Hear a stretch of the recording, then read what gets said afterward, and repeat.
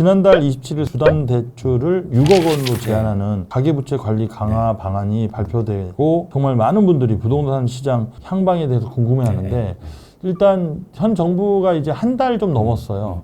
부동산 전체 많은 것을 쏟아내지는 않았는데 요게 이제 투자자분들이 관심 있는 것 같아요. 어떻게 봐야 돼요? 불장을 넘어서 약간은 제가 보면 집단 광기에 더 가까웠던 것 같아요. 아 맞아요. 그때 방송에서도 그런 말씀하셨죠. 어떻게 보면 참으로 확 끼얹어 버린 거거든요. 일단은 우리가 6.27 대책을 어떻게 볼 거냐. 네. 제 생각에는 강남과 마용성을 정조준한 충격요법이다 이렇게 보시면 되고요. 그래서 이걸 이제 조정이라고도 표현하죠. 강남하고 마용성 같은 한강벨트 쪽은 한 3개월에서 6개월 정도 조정을 보고 있습니다. 기간 조정이 있고 가격 조정이 네. 있죠. 약간 저는 기간 조정이 더 가깝다고 네, 봅니다. 네, 가격이 네. 그렇게 생각보다 많이 안 빠지고. 근데 기간 조정이라는 게 이게 펌이 한 어느 정도 이냐에 따라서 네. 또 매수자들이 이제 지칠 수도 있잖아요. 제 생각에는 고점에서 한 10% 정도 그 정도로 보고 있고 네. 나머지 이제 중저가 네. 주택 지역은 한두 달 정도 네네. 조정을 보고 있는데 일부 지역은 네. 뭐 벌써 신고가 보이고 있긴 하지만 네. 이게 이제 바로 반사익을 보기 어려운 게 네. 정책 대출도 좀 줄었어요. 그리고 지금 대출을 받으면은 네. 6개월 안에 또 이렇게 입주를 해야 되는 네, 그런 네. 업무 사항도 있기 때문에 곧바로 이렇게 뭐 풍선 효과나 이런 게 나타나기는 좀 어렵다. 원래 이제 큰 장에서 여기서 별로 못 놀면은 안 움직이면은 그냥 작은 장들도 약간 영향을 받습니다. 그래서 그쵸. 예. 다만 그 조정 양상은 중저가 쪽은 그리고 오래 가지는 않을 거다. 그리고 이게 또 유예 기간을 두지 않았잖아요. 네, 맞습니다. 그렇기 때문에 아마 어리둥절했었던 것 네, 같고 네. 일각에서 약간 좀 건매물이 있어요. 네. 근데 그거는 제 생각에는 이 갈아타기 하시는 분들이 네. 일단 급하게 샀단 말이에요. 그럼 종전주를 팔아야 될 거잖아요. 그렇죠. 이게 또 언제 팔릴지 모르니까 네, 조마조마하니까 네. 아마 조금 싸게 내놓은 것 같고 전반적으로 이제 수요자들이 심리는 이거 좀 정신 차려야 되는 게 아니야? 자고 우면하는 관망세 이게 네. 지금 주요한 어떤 특성이라고 보시면 될 것 같고요. 또 하나 우리가 좀 눈여겨봐야 될 거는 그때는 재건축 중심이었단 말이에요. 네. 근데 지금은 얼죽신이잖아요. 네, 네. 신축 중심이라는 것은 얘는 거주 수요입니다. 그래서 우리가 시장을 바라볼 때 가장 큰 거는 이게 바로 실수요 중심이고 시장 파워가 슈퍼 파워가 됐다 이렇게 이제 볼 수가 있는데 시장을 보실 때 요새 제가 밀고 있는 키워드가 있습니다. 똘똘한 한 채하고 얼죽신을 제가 만들었다고 그랬잖아요. 네네. 제가 터민남이에요. 터민남. 근데 제가 요새 밀고 있는 게 아파트 편식사예요. 아파트 편식 사회. 예, 아파트만 소비하는 어떤 그런 약간 희한한 사회가 왔다는 건데 네네. 시장의 슈퍼파워하고도 약간 좀 이렇게 연관된 거예요. 부동산 전체 시장으로 보면은 유입되는 자금의 총량은 저는 뭐 그렇게 늘지 않았다고 봐요. 근데 뭐예요? 부동산 안에 들어오는 자금이 전부 다 아파트로만 간다면은 이러면은 이제 좀 달라지는 거예요. 그래서 어떤 분은 저는 지금의 수요가 부족하다고 얘기하는데 네. 수요가 부족한 거는 맞죠. 부동산 수요가 부족한 거지 누가 아파트 수요가 부족하다고 그래요. 그러니까 우리가 시장을 바라볼 때 수요는요 불규칙적으로 움직이는 유기체 같은 거거든요. 네. 그래서 옛날에 자꾸 고정적인 어떤 거는 생각을 가지고 부동산을 내다보면 이게 안 맞습니다. 그러니까 이걸 변동성을 완화한다는 쪽으로 말을 바꿔야 돼요. 그러니까 옛날에 5% 오르던 걸 이제 정부가 개입해서 한 2%로 낮추는 게 네. 이게 어떻게 보면 정부 역할이 돼버렸단 말이에요. 그만큼 시대가 달라졌다. 시장이 그런 어떤 두을구를 갖고 있기 때문에 잘 이렇게 접근해야 된다. 이런 말씀드리죠. 예. 일단 뭐 첫 번째 질문에 이미 오늘 방송에 많은 분량을 좀 차지한 것 같습니다. 네. 현재 시장이 움직이는 가장 큰 변수가 금리랑 그렇죠. 부동산 정책 두 개 다 봐야죠. 예. 예. 금리는 계속해서 좀 빠지고 있는 입장입니다. 예. 그렇죠. 뭐 지금 시장이 어차피 투자재 중심으로 가잖아요. 네. 금리 민감도가 높죠. 근데 제가 이런 말 하거든요. 집하고 부동산은 다른 겁니다. 집은 사는 곳이지만 네. 부동산은 사고 파는 거예요. 그래서 이제 금리가 모든 자산 가격이 뭐 중력이다 말이 나오는 것도 그 때문이고 옛날 국토연구원 자료 보면 기준금리가 주택 가격 변동률에 미치는 기여도를 보면은 표본 통계냐 뭐 실거래가 좀 다르긴 하지만 한 46%에서 한 60% 정도 그 절반 가까이죠. 막강하다 보시면 될 것 같고 최근에 제가 한양대 교수님 말씀 재밌는 게 있더라고요. 인구는 평등하죠. 네. 근데 그 영향은 평등하지 않다는 거예요. 아, 그렇죠. 금리는 평등하죠. 네. 근데 영향은 평등하지 않죠. 아, 그렇죠. 상대적인 네, 겁니다. 그게 이제 캔틀런 효과라고 하는데 네. 통화량이 풀리면은 자산이나 상품별로 이게 차등적으로 반응한다는 거예요. 네, 그렇죠. 가장 민감한 게 뭐예요? 장기 우량자산, 강남아파트 주식 같은 거죠. 네. 그다음에 원자재, 그다음에 마지막에 임금이죠. 이 금리 인하에 대한 민감도가 확실히 이 여러 가지 이제 상품이나 자산별로 좀 다르다는 거 하고 정책 효과 부분도 여러분들이 무시하지 못하는데 그러니까요. 이런 얘기를 네. 하거든요. 정책 효과는 누적적이다 이런 얘기를 해요. 이게 무슨 말이냐면 네. 한 방에 안 무너집니다. 정책을 철학적으로 잘 만들어 놓고 지속성이 있어야겠네요. 제가 드리고 싶은 말씀은 네. 정책 효과는 누적적이라는 그 말 같은 말인데 네, 네.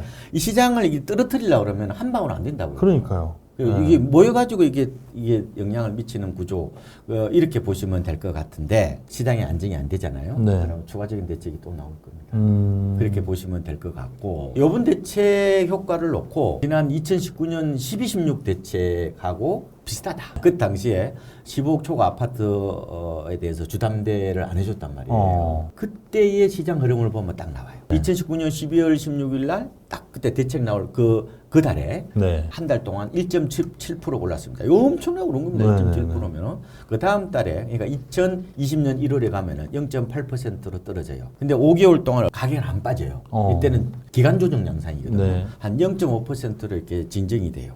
그러다가 6월 달에 3% 올라버렸다. 근데 그 조정이 좀 길지 않고 한 2달 전후 정도 이렇게 보시는 거죠? 아니요, 한 저 핵심 지역은 네. 한 3개월에서 3개월, 6개월까지도 한 1, 2분기 정도로 이 카드가 더 있단 말이에요. 네. 지금 카드가 더 있어서 매물이 나올 수 있는 카드가 있단 말이에요.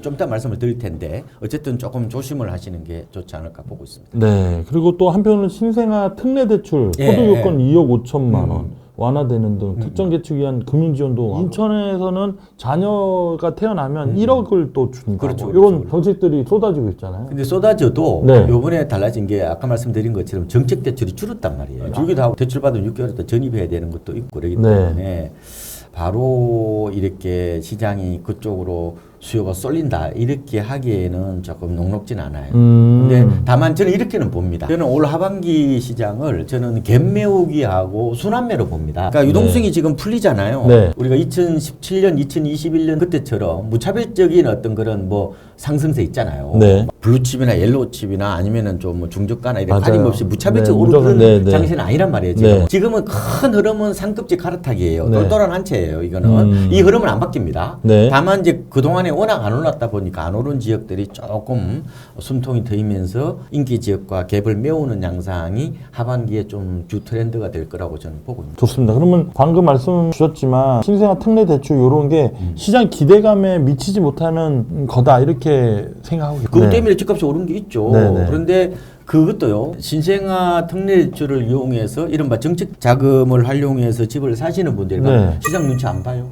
효율적 시장에서는 오히려 사람들이 서로 눈치 보는 거예요. 그래서 이게 오를 때는 나타나는 게 이게 이제 포모 정우. 나만 소외될 수 없다는 그런 두려움. 그리고 빠질 때는 또 뭐가 나타나냐. 푹정우이라는 게 있어요. 네. 이게 피어는 피어인데 공포는 공포인데 오버페잉 할지 모른다는 공포. 내가 비싸게 살지 모른다는 또 공포가 생기면 있죠. 또 아무도 안 사요. 그러다 보니까 지금 시장이 어떻게 되냐면 사바나 기후 같아요. 폭우와 네. 가뭄이 불규칙적으로 겹치는 네. 이런 양상이 지금 시장 이게 서로 다 눈치 보기 이 흐름이기 때문에 그러니까 그래서 지금 신생아 특례 대출 그 사람들이 뭐 어차피 장기간 대출을 내니까 그리고 뭐 이제 애기 놓고 이제 그럼 안정적으로 살아야 된다 이렇게 해서 그러면 타이밍을 안 재고 흐름에 관계없이 그러면 집을 무조건 산다 그렇지는 않아요. 왜냐하면 이게 굉장히 대출을 많이 내기 때문에 훨씬 더 눈치 보기를 많이 할 수도 있죠. 네. 또 집을 갖고 계신 분들 종합부동산세 예. 저도 예전보다는 조금 오른 것 같아요. 예. 그리고 또 억울한 게 땅을 팔지도 않았는데 2천만 원이니까 세금을 더 내래요. 땅값이 올랐기 때문에. 나대지는 지금 이제 기준시가 네. 5억 원이 넘으면은 네. 그 합산해서 네. 한 12억 정도 되는. 예 내야 됩니다. 팔지도 않았는데 2천만 원 내라고 하니까 약간 좀 기분이 안 좋아요. 네. 건물은 이렇게 공업 빌딩 갖고 있잖아요. 네, 그러면 네. 건물에 대해서는 종부세가 없어요. 건물은 그 생산 용도로 쓰기 때문에 어떻게 보면 약간 종부세가 약간 징벌적이라는 어떤 그런 얘기가 나올 정도로 어떻게 보면은 과중한 세부담인데 그거로 기업 활동하시는 분들한테 세금 매기면 안 되죠. 다만 그 땅에 대해서만 매기는 거예요. 땅에 대해서. 땅이 이제 공시가격으로 공시가라고 그래요. 땅이니까 확실히 이제 이게 나대지가 좀 더 심하고 네. 그다음에 이제 빌딩이나 이런 것들은 조금은 부담이 좀 덜하고. 그러면 종부세가 빌딩 같은 거 회사는 안 나온다는 거죠? 그게 이제 공시가격이 80억이 넘어야 돼요. 네. 80억이 넘어서려면은 보통 건물값이 200억 정도 되어도 아마 종부세가 안 나오는 곳도 제법 있을 거예요. 근데 지금 사실상 폐지 또는 전면 개편 논의가 뜨거운데 폐지 쪽으로 기울을 것 같으세요? 아니면 그거는 이제 윤석열 정부 때 얘기가 많이 나왔던 지금은 사실 이게 개편은 좀 될 것 같아요. 그렇죠. 네. 근데 그거는 이제 아직 언론에서 나오는 얘기는 나오고 있고, 네. 요번에 이제 7월 말에 아마 세법 개정안이 네. 나오면 어떻게 될지 봐야 근데 되겠지만. 부동산 전문가로서 어느 정도 얘는 좀 개편 논의는 필요하다 이런 입장이신지 저는 이 네. 부분에 대해서는 네. 판단 유보하시는 게 할게요. 맞다. 네. 왜냐면 제가 네. 왜냐면 또 당사자가 있고 그러면 이게 국가 경제를 볼 거냐 아니면 개인의 입장에서 볼 거냐에 따라서 그렇죠. 어떻게 보면 네. 서로 다 생각이 일단은 다르기 때문에 개편 논의에서 어느 정도 가셔야 되는 거 나오면 또 말씀을 주시면 좋을 것 같습니다. 그거는 그냥 있는 그대로 받아들이면 될 것 같고 어쨌든 지금 종부세의 뭐 공정시장가액 비율을 뭐 60%에서 80% 올리는 방안을 지금 검토하고 있다 이런 보도들이 나왔어요. 네네. 근데 정부는 지금 아직 확정 안 됐다 이 정도로 말했기 때문에 네. 일단 뚜껑을 좀 열어보는 열어보고? 게좀 네. 나중에 열리면은 그때 가서 좀 말씀을 알겠습니다. 드리는 게 중요합니다. 왜냐하면은 네. 제가 이런 말씀을 드리는 게 네. 이거는 보는 시각에 서로 다르단 말이에요. 입장도 다르죠. 그래서 저는 이런 말씀을 드려요. 훌륭한 선장은 바다 탓을 하지 않습니다. 어떻게 하면 내 목적지로 잘 도달할 거에 대해서 관심을 가지지 바다하고 감정 싸움을 하지 않아요. 그리고 네. 단기적으로 정부를 이기는 시장은 없습니다. 그 정부 정책에 반하지 마라. 그러니까 그 이제 정시에서 많이 하는 얘기죠. 그러니까 정부한테 단기적으로는 못 이기는 것 같아요. 근데 장기적으로는 이제 시장이 정부를 이기죠. 맞아요. 그러니까 원달러 환율 움직임도 한국은행에서 달러 원화 이렇게 방어한다고 뭔가 이렇게 하잖아요. 그럼 아주 초단기적으로는 그들이 원하는 대로 돼요. 근데 장기적으로는 시장이 가는 길로 가죠. 그만큼 시장이 슈퍼파워 현상 그거하고도 맞물려서 진행이 돼. 그래서 이런 얘기합니다. 단기적으로는 정부를 이기는 시장이 없고 네. 장기적으로는 시장을 이기는 정부가 없다 이런 얘기를 하는 네네네. 네, 그렇죠.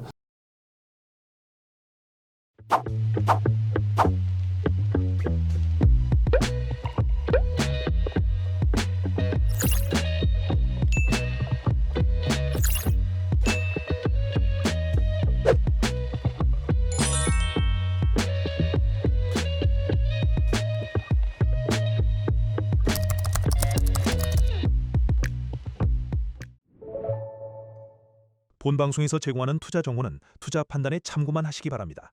강홍보 대표, 이한 전문가, 김민영 전문가, 최강천 본부장, 염정이사는 개인 투자자에게 전화 메시지 등 개별 접근을 하지 않습니다. 모든 결제는 트레이드 스터디 사이트에서만 이루어지며 별도의 계좌로 입금받지 않습니다. 각별한 주의 부탁드립니다.